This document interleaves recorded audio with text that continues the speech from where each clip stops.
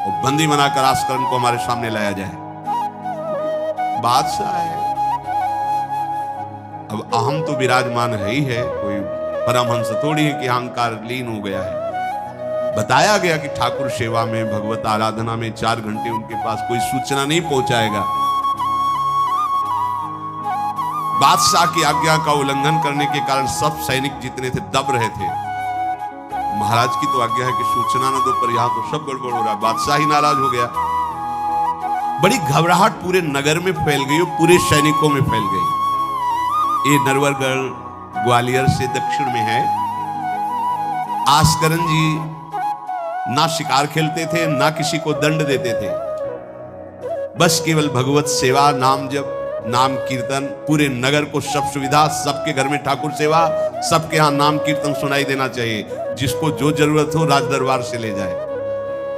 किसी को लग सकता है अगर ऐसे बढ़ता रहेगा तो राज खजाना खत्म हो जाएगा। नहीं, अज्ञान से तुम सोचते हो। एक बार पूज्य पादुड़िया बाबा के यहाँ 500 लोगों का भोजन बना।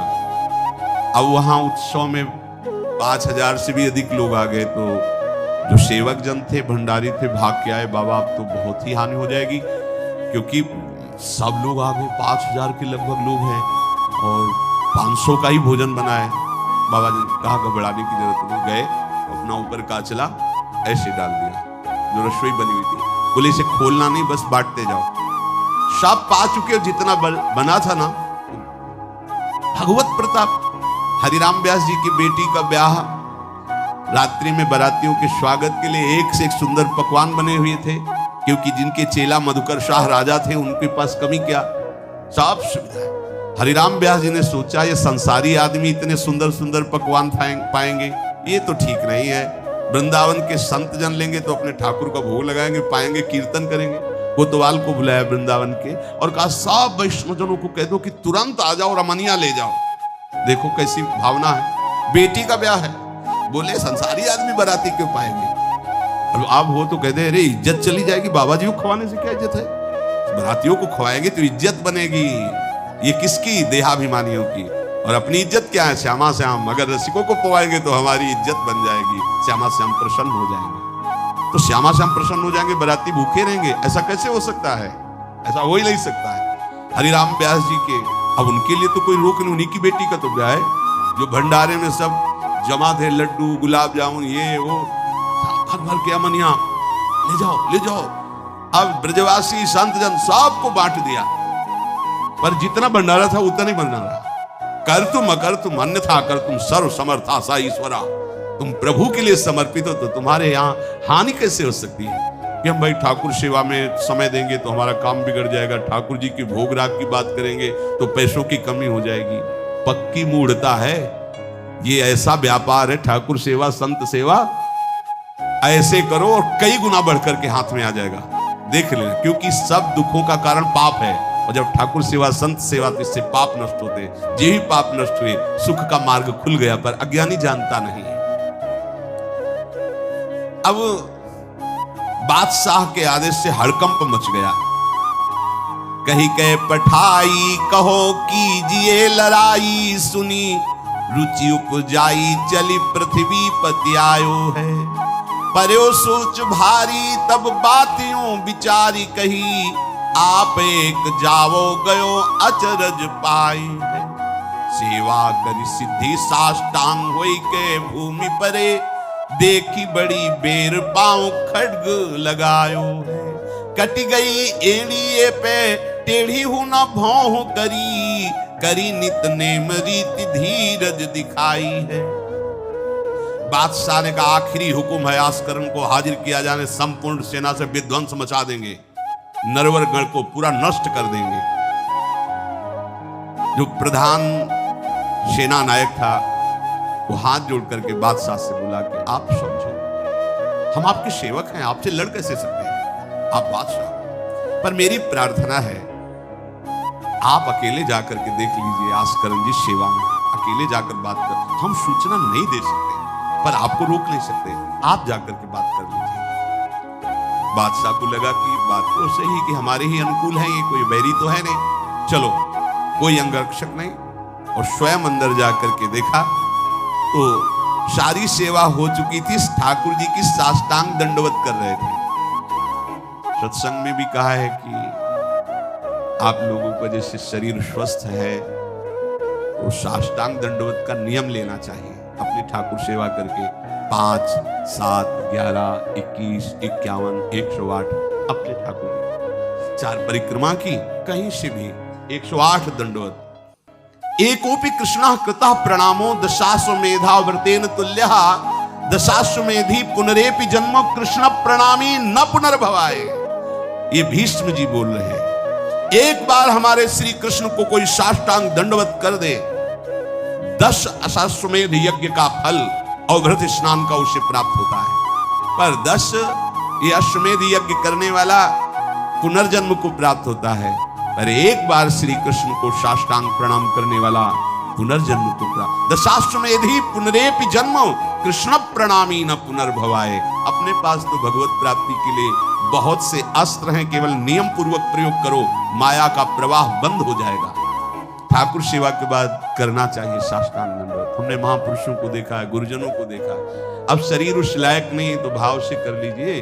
अगर शरीर स्वस्थ है और आप करने लायक हैं तो जरूर, जैसे माताएं बहनें सखियां हैं तो पंचांग, एक पंचांग दंडवत की खड़े हो गए, हाथ जोड़ा, मंत्र अंदर स्मरण किया, फिर पंचांग 5, 7, 11, 21, 51 ऐसा करना चाहिए। आस्करन जी भगवत सेवा करके साष्टांग दंडवत कर रहे थे नियम पूर्वक। अब ये तो पता चल गया कि कोई आया है, पर ना नजर दी, ना बात की, ना रुके, उठे साष्टांग दंडवत, फिर उठे, फिर साष्टांग दंडवत। बादशाह खड़ा देखता रहा, ये तो ना हमारी तरफ देख रहे हैं ना बोल रहे हैं। बहुत देर हो गई, चुपचाप। पद का अभिमान होता है। अब वो बादशाह ठहरा, खींची तलवार, म्यान से निकाली और जब ये साष्टांग हुए तो मारा ऐसे तो एड़ी उड़ गई, कट गई एड़ी आस्करन जी की। लेकिन आस्करन जी ने ना दंडवत रोकी, ना मुड़ करके देखा, खून की धार बह रही। निष्ठा देखिए, ये है अनन्य भक्ति की निष्ठा।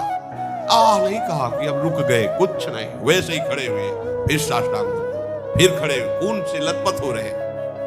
कोई कष्ट का अनुभव नहीं दिखा रहे कि आओ कहे या पीछे मुड़ करके देखे। अब तो धैर्य छूट गया बादशाह, ये मेरे से तो अपराध हो गया, ये कोई नाटक नहीं कर रहे, ये तो सच्ची में महान भागवत है। क्योंकि जो पद का अभिमानी जन होता है वो ये नहीं जानता है कि भक्ति क्या होती है, भक्ति का स्वरूप क्या होता है, भक्तों की निष्ठा क्या होती है। उनको तो लगता है कि मैं अमुक पदाधिकारी हूं, मैं इतना, तो ये बाबा जी लोग भीख मांगने वाले, इनके आगे क्या जमीन में बैठे, हमारे लिए कुर्सी की व्यवस्था नहीं होगी क्या? हमारे को इस पद का अभिमान जो मिला है उसका सम्मान होना चाहिए। तो वो जिस पद में है, इस सृष्टि में कोई वो पद नहीं है, वो हरिदास पद में है, हरि पार्षद। तुम तो मायाकृत सृष्टि के किसी पद पे हो गए, वो मायापति के निजी पार्षद हैं। तुम्हें दिखाई देता है भिखारी है, तुम्हें दिखाई देता है भिक्षुक है, नहीं नहीं, वो इतने बड़े बादशाह के ऐसा बादशाह पैदा ही नहीं हुआ है? चाह मिटी चिंता मिटी मनुआ बेपरवाह, और जिनको कछु न चाहिए वो साहन के साह। नरपति सुरपति लोकपति जिनके भावे घास, जिनके भावे घास, रहे परमानंद में तज सबही की आस। गर्दन उतार दोगे, अगर हरि का विधान होगा तो शरीर ही नष्ट होगा, नहीं तो हमें छू भी नहीं सकते, हमारे स्वरूप को नहीं छू सकते। भक्त अपनी निष्ठा पे होता है।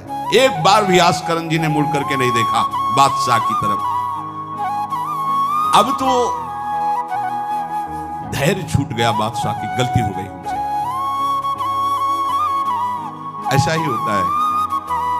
नवलदास जी को वृंदावन हरिवंश महाप्रभु के शिष्य थे, वो बादशाह तुर्की था, उसके मन में वैश्य कुल के प्रति बड़ी ईर्ष्या पैदा हुई थी। तो उसने कहा भारत में वैश्य कुल नहीं रह जाना चाहिए, नष्ट कर दो। आतंक स्वरूप उनका काटना मारना, लाखों वैश्यों का कत्ल कर दिया। पता चला कि दूसर वैश्य एक वृंदावन में भी है। आए, उनको बंदी बना लिया, सामने पेश किया, कहा सर झुकाओ। तो झुक चुका है एक जगह, राधा वल्लभ लाल के चरण। अनंत कोटि ब्रह्मांडों के बादशाह के सामने सर झुक गया है, अब तू तो एक भूमंडल का जबरदस्ती बादशाह बना बैठा है। बोले जंजीरों में बांध दो इसको, रोज कोड़े लगाओ, भोजन मत दो, फिर इसको हम दंड निश्चित करेंगे, देखते हैं बहुत अपने अभिमान में है। बांध दिया, सुबह कोड़े लगाने गए तो जंजीरें पड़ी थी और कुछ नहीं। फिर खोजा तो वृंदावन में राधा वल्लभ जी के दर्शन के, फिर बांध के ले गए। अरे बोले तेरी जंजीरें क्या मुझे रोक सकती है, जब माया की जंजीरें नहीं रोक पाई तो तेरी जंजीरें क्या रोके, तू लाख बार बंधवा मुझे नहीं रोक सकता। आखिरकार चरणों में झुका, उनका बंद करवा ये नरसंहार, तेरे इस नरसंहार से कुछ नहीं होने वाला, तू शांति से रह, ये ऐसे उपद्रव करना बंद कर। तो जो पदाभिमानी जन है, एक अभिमान में न जाने कैसे कैसे बड़े अपराध हो जाते हैं, भक्तों को नहीं जानते हैं।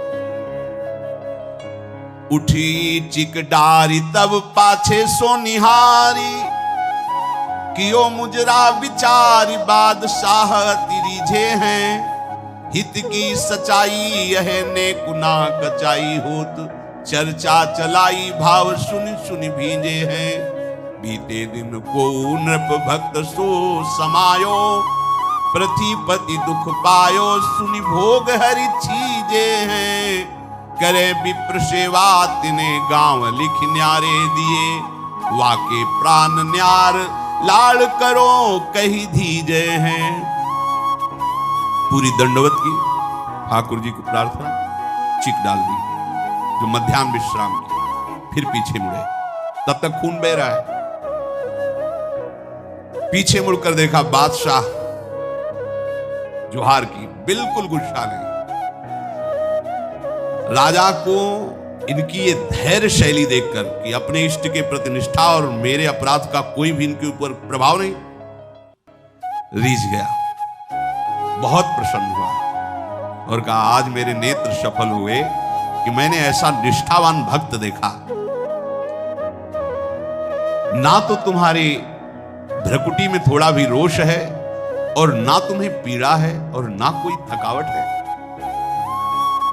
हम आपसे वार्ता करना चाहते हैं, क्या है आप में ऐसी सामर्थ्य कहां से आई कि आपने अपनी निष्ठा छोड़ी और तलवार से एड़ी काट दी।